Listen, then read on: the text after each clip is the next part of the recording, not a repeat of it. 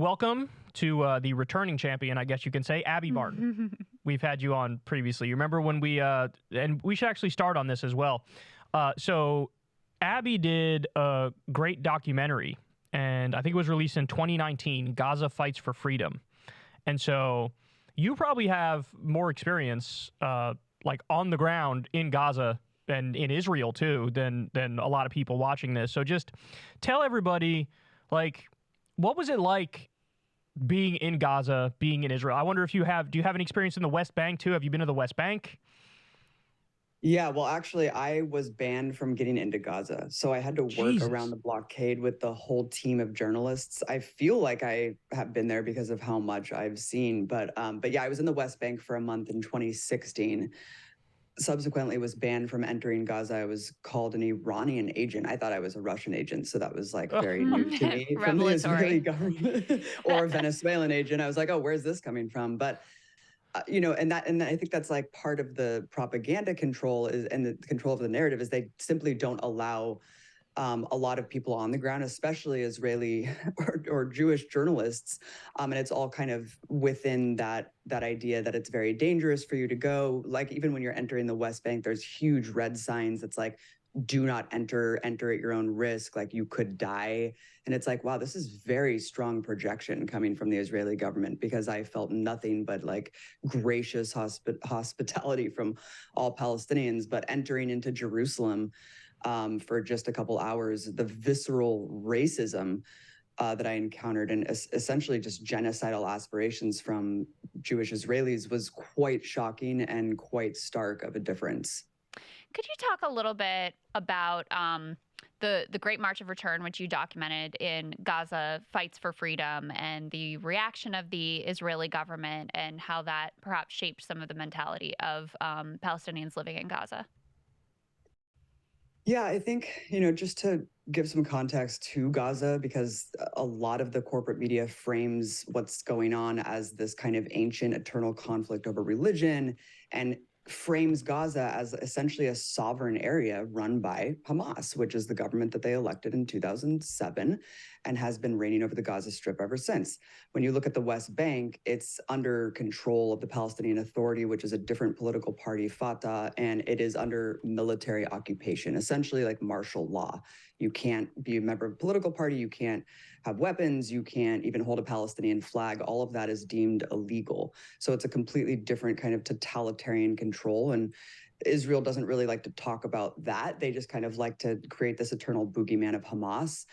And, before the Great March of Return sparked off in 2017, already the UN was saying in a couple of years, Gaza is going to be uninhabitable because of lack of potable water, all of these different things that were becoming more and more apparent was going to make it rendered completely uninhabitable. And so all of these things culminated with, especially just the increasing amount of brutality and bombardment every couple of years in this caged population, where 2.3 million people are essentially caged in an open warehouse where 75% are refugees and half are children.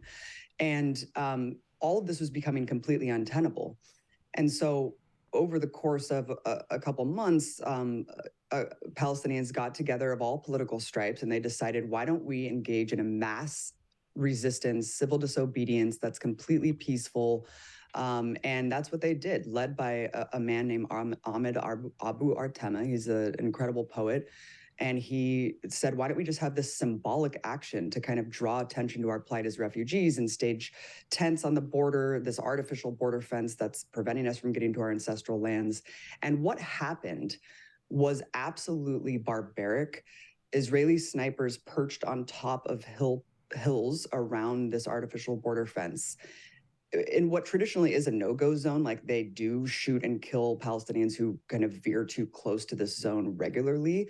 But Palestinians thought, this is a peaceful march. What could they possibly do if 10,000 of us came and just kind of chanted and marched and held these flags? And they mowed down 62 people with sniper rifles and killed 62 people in one day. And that was just one Friday.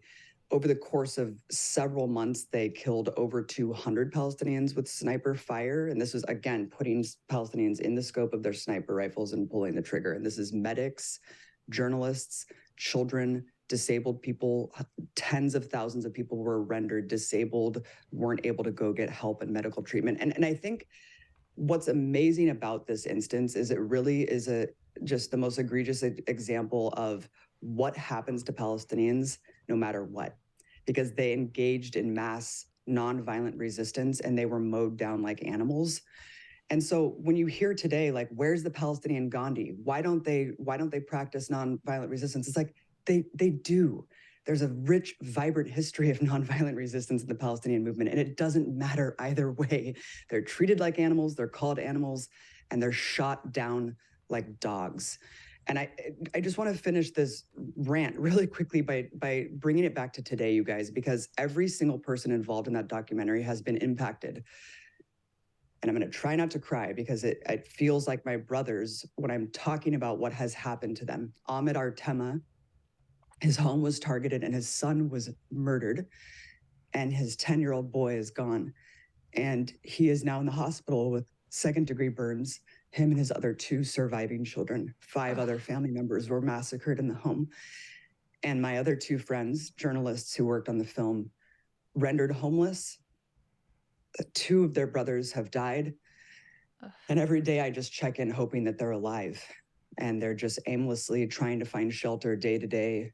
The waters run out a long time ago. And it's just horror after horror. It's unfathomable what is happening right now. It's really important for you to get out these stories because oftentimes with a lot of people, when you bring up numbers, it's very abstract. It's not like, it doesn't hit home.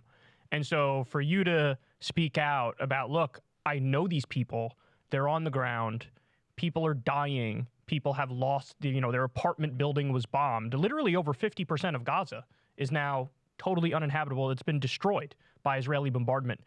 For you to bring it home for people, it makes it so that it's no longer just a number. Because one of the things I've been doing on my show, and I know you have too, Crystal, on your show, is that when I'm doing my long segments breaking down all of the updates, I usually start with the numbers coming out of the Euromed Monitor, the human rights group, that they're on the ground. And, it's over 16,000 killed, over 13,000 of them are civilians, over 6,000 children are now killed. And you bring those up, and it almost doesn't feel real because the numbers are so large that it's like, is this really happening? But, you're describing, yeah, and I know some of these people, and I know what's going on. And I just want to underscore one of the points that you made there, because you hear this argument all the time from people who are defending the Israeli government. I've heard it before where they say, look, if Israelis put down their guns, they'd be killed. If Palestinians put down their guns, they'd have a state. This is what you hear. And like you said, oh, where's the Palestinian MLK or Gandhi? If they were peaceful, they'd already have their freedom. This is something you hear all the time. But to your point, there have been many Palestinian MLKs. There have been many Palestinian Gandhis, and they're either dead or locked up as political prisoners. And so what do you do when you're in that situation?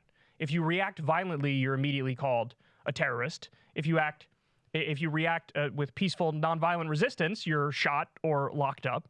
And it's just an absolute no-win situation.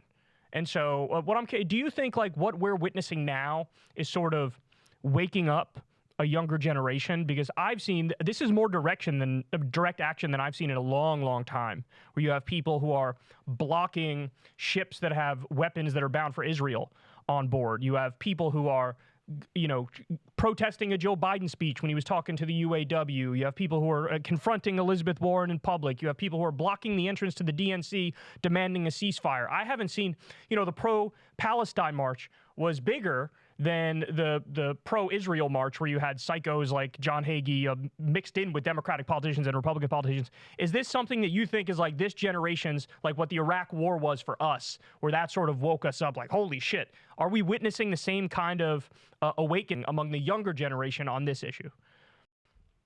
100%. It's actually incredibly hopeful and inspiring to see that gap, that generational gap of, believability of the corporate media, distrust in our political establishment.